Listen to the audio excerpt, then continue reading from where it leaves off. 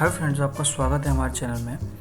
पिछले वीडियो में या पिछले ट्यूटोरियल में हमने बात करी थी जैसे कि ATDS को कैसे कॉन्फ़िगर करेंगे हम सर्वर पे, और उसके बाद जो यूज़र्स रिलेटेड जैसे हम उसमें कॉन्फ़िगरेशन या जो DC हम उसमें क्रिएट करते हैं वो कैसे क्रिएट करेंगे, उसका नाम वगैरह रखना, उसमें जो भी चीज़ें उसमें नीड होती हैं वो चीज़ें कैसे करेंगे, और उसमें पासवर्ड वगैरह ये सब मतलब हमने कुल मिला के DC बनाना सीखा पिछले वीडियो में, और उसको कॉन्फ़िगर करना सीखा। जिसके साथ DC के साथ DNS भी होता है, मैंने आपको बताया था उसमें। तो ऐसे ही अब इस ग्रुप में मैं इस वीडियो में मैं बात करना चाहूँगा जो हमारे यूज़र्स और कंप्यूटर्स का जो जैसे कि भी क्रिएट करना या उनके बारे में इंफॉर्मेशन की, यूज़र्स का बेसिकली होता क्या है ना, यूज़र्स जो होते हैं उनमें डिफ्रेंशिएट कैसे कर सकते हैं उनको। तो वैसे ही अभी चलिए एक चीज़ मैं वही सब डिस्कस करने के रिगार्डिंग आपसे बात करना चाहता हूँ। तो सबसे पहले मैं बताना चाहूँगा active directory users and computers में जो यूज़र्स होते हैं, खाली जैसे यूज़र्स है, मैंने कोई भी यूज़र बना दिया तो खाली यूज़र है, वो क्या करता है, सर्वर जो सर्विसेज होती हैं सर्वर्स की या कोई भी चीज़ें हम उसको सर्विसेज प्रोवाइड करते हैं तो वो एक्सेस करने के लिए यूज़र यूज़ होता है। अब जैसे एडमिनिस्ट्रेटर यूज़र होगा तो उसको होती है फुल अथॉरिटी वहाँ पर। अब वहाँ पर होता है एक लोकल यूज़र होता है, जैसे मान लो कोई भी कंपनी है, उसका जो वर्क ग्रुप का लोकल यूज़र है या ऐसे कुछ यूज़र है, तो इनको ओनली डेस्कटॉप मतलब ओनली डेस्कटॉप रिलेटेड जो भी वर्क करना है इनके लिए ये काम ये कर सकते हैं, और कोई चेंज ये रिलेटेड सिक्योरिटी नहीं कर सकते, है ना। आपने देखा है कुछ कंपनीज में क्या होता है, गेस्ट यूज़र भी बनाए जाते हैं, है ना। तो ये ओनली एक्सेस डेस्कटॉप सेटिंग्स, जैसे इंटरनेट चला दिया या कुछ वर्ड फाइल में वो वर्क कर रहा है, इससे रिलेटेड वो वर्क कर सकता है सिंपली, और कुछ वर्क उसको एक्सेस नहीं दी जाती सिक्योरिटी पर्पस, है ना।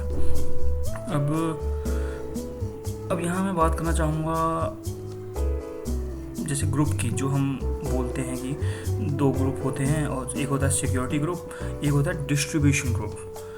तो अब जैसे कि मैं चलो एक चीज़ यहाँ भी बताना चाहूँगा, ग्रुप का तो बेसिकली ग्रुप क्या होता है, पहले मैं ग्रुप के ऊपर आता हूँ। ग्रुप क्या होता है, जैसे मान लो हमारा एक सर्वर है, अब इसमें एक सर्वर के अंदर या AD के अंदर, सर्वर में AD है, AD के अंदर DC कंट्रोलर के अंदर ये हम जो भी हमने HR का ग्रुप बनाया उसमें HR में है एक A है, ये हेड हो गया मान लो वहाँ का, ये उनके अंडर में एग्जीक्यूटिव हो गए, ये कोई दूसरा एग्जीक्यूटिव हो गया, ठीक है। ऐसे ही मार्केटिंग में है, ऐसे ही ईमेल सर्वर या एक्सेस सर्वर में जो भी है उसमें है, ठीक है।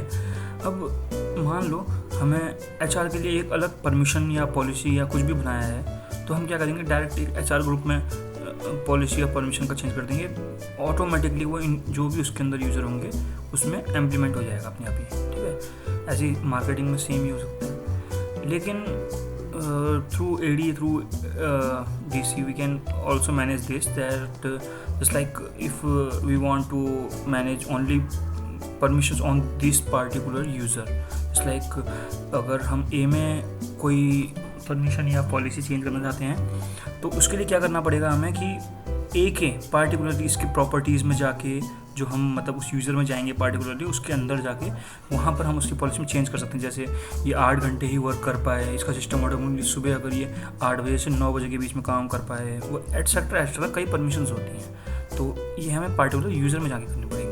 और अगर इन सब में एक साथ करनी है जो HR के अंदर हैं, सिंपली अगर मैं बताऊँ, वैसे तो एक करके भी कर सकते हैं, लेकिन सबसे सिंपल हम जिस लिए ग्रुप बनाया जाता है वो इसलिए बनाया था ताकि एक बार में हम सभी को वो चीज़ें सेम कर दें, चेंज कर दें एक ही बार में, है ना।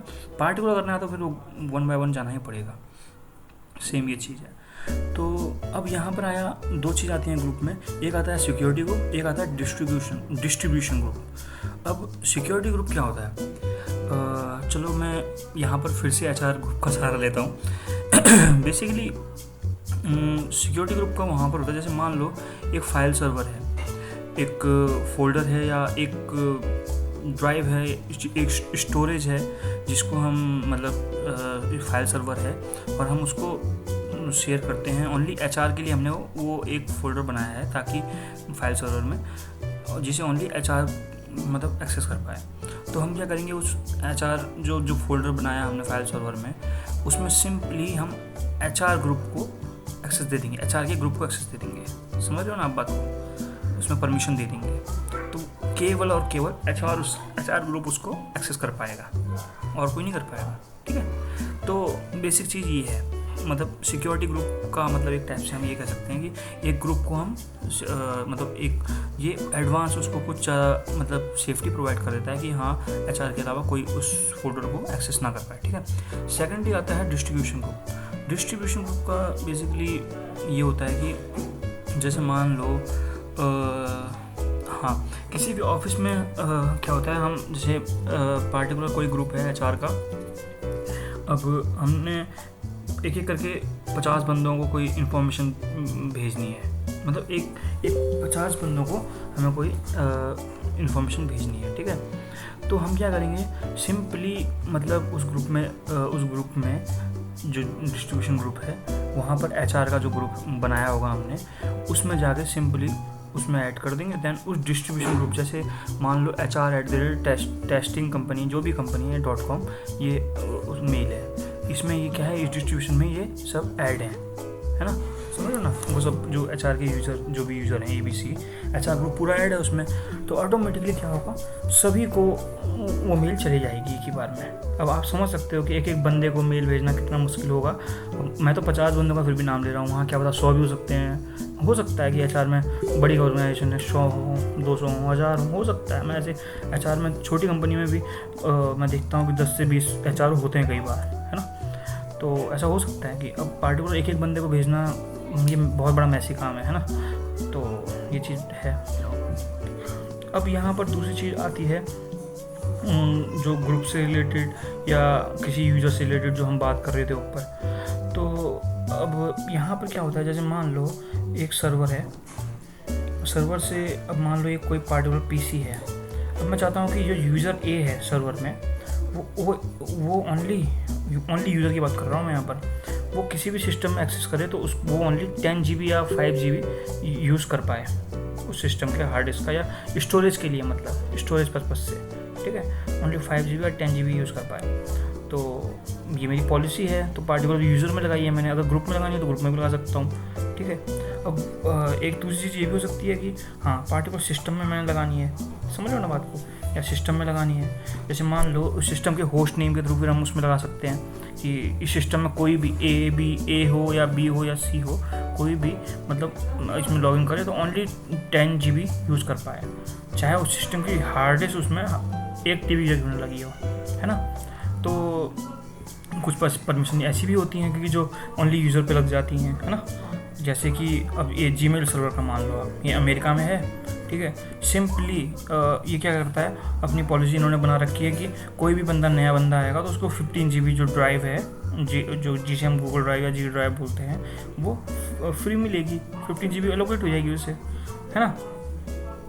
तो ये चीज़ बेसिकली यहाँ पर है। ठीक है, अब दूसरी चीज़ आती है जो यूज़र को क्रिएट करना और उसको मतलब बनाना, किसी भी सर्वर पे AD पे कैसे यूज़र को बनाते हैं, कैसे उसमें कुछ चेंजेस करते हैं, कैसे उस यूज़र को मतलब ग्रुप में ऐड करते हैं, ये सब चीज़ें मैं आपको बताता हूँ। चलिए फिर अपने सर्वर पे चलते हैं, जहाँ पर मैं आपको दिखा पाऊँ कि मैं कैसे मतलब यूज़र्स और कंप्यूटर्स को मतलब कर सकता हूँ उस पर, है ना। तो मैंने एक्चुअली एक चीज़ आप लोगों से थोड़ा सा मैं मैसी हो गया थोड़ा ये चीज़, क्योंकि मेरा जो VMware था वो प्रॉपर वर्क नहीं कर रहा था। तो मैंने क्या किया, अपना न्यू सर्वर बनाया है ADDS, क्योंकि मैं ADDS ये आपको मैं पिछले वीडियो में बता चुका हूँ, तो वो तो आपको इंस्टॉल करना आता ही है। तो मैंने बस क्या किया है, वही चीज़ सेम चीज़ वो कर चुका हूँ, वो बस Hyper-V में मैंने कॉन्फ़िगर कर दिया है। तो आप इसको Hyper-V में समझने की कोशिश कीजिएगा। बाकी फ़र्क उतना कुछ ज़्यादा है नहीं VMware और Hyper-V में, एक्चुअली थोड़ा बहुत बस वो ग्राफिक रिलेटेड कुछ ऊपर नीचे रूल्स हो आते हैं, बाकी सब सेम ही होता है। थोड़ा बहुत आप भी ट्राई करेंगे कभी तो मैं बता दूंगा आज के रिलेटेड कि Hyper-V को कैसे कॉन्फ़िगर किया जाता है, कैसे इंस्टॉल किया जाता है, वो भी कोई बड़ा इशू नहीं है। चलिए अभी इस पर देखते हैं। अब चलिए मैं इसे कट करता हूँ दोबारा से और यहाँ पर जाते हैं। या तो आप यहाँ से इसे सर्वर को खोल सकते हैं, या एक शॉर्टकट की होती है, सॉरी ये शॉर्टकट की तो होगी यूजर्स एंड कंप्यूटर को डायरेक्ट खोलने के लिए।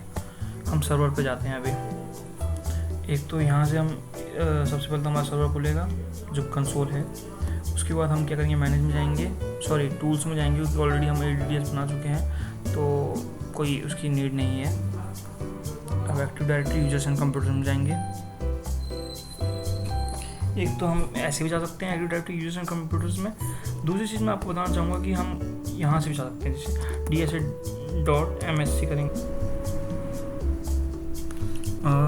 फॉर एग्जांपल अब आप देख पा रहे होंगे मैंने ये ऑर्गेनाइजेशन यूनिट बनाया, उसके बाद उसमें 3 हमने क्या करें अलग से, मतलब एक पार्ट कर लिए कह सकते हैं, अलग अलग डिपार्टमेंट के, एक HR का, एक मार्केटिंग का और एक IT का। ओके, अब यहाँ पर हम जैसे मान लो अभी हम कुछ नहीं ज़्यादा करेंगे, अभी हम बस अभी यूज़र बनाएंगे। न्यू यूज़र बनाया मैंने, मान लो दीपक नाम का यूज़र है, दीपक पुनेठा, ठीक है। और इसका जो यूज़र लॉगिन है वो भी deepak.punetha है, ठीक है, @techzone जो हमारा डोमेन था। नेक्स्ट करेंगे। अब यहाँ पर यूज़र मस्ट चेंज नो, अभी कुछ नहीं करते हैं ऐसा। User can not change password भी रख देते हैं, नेवर एक्सपायर्ड, अकाउंट डिसेबल नहीं करते हैं अभी। पासवर्ड इसका रख देते हैं, अभी मान लो सबका हम रखेंगे पासवर्ड 12, ठीक है, पासवर्ड 12, सबका पासवर्ड हम यही रखेंगे इसमें। नेक्स्ट करेंगे, फिनिश कर दिया, ठीक है। अब एक हमने ये यूज़र यहाँ पर क्रिएट करना सिखा दिया आपको कि टेक्सोन इसमें कैसे आप जाएंगे और कैसे अपने डोमेन में जाके आप ये यूज़र बनाना सीखेंगे, ठीक है। अब बाकी की चीज़ें मैं, क्योंकि ये वीडियो आप देख पा रहे हैं ऑलरेडी बहुत ज़्यादा लेंथी हो गई है, 14 मिनट से अबव की हो गई है, तो इतना लंबा फिर बोरिंग हो जाता है किसी भी बंदे के लिए। तो मैं वो चीज़ चाहता नहीं हूँ कि मेरे जो भी मतलब व्यूअर्स हैं उनको इतना ज़्यादा बोरिंग लगे, तो ऐसा करता हूँ कि मैं इससे आगे का नेक्स्ट वीडियो में आपको बताने की कोशिश करूँगा। Okay, thanks for watching.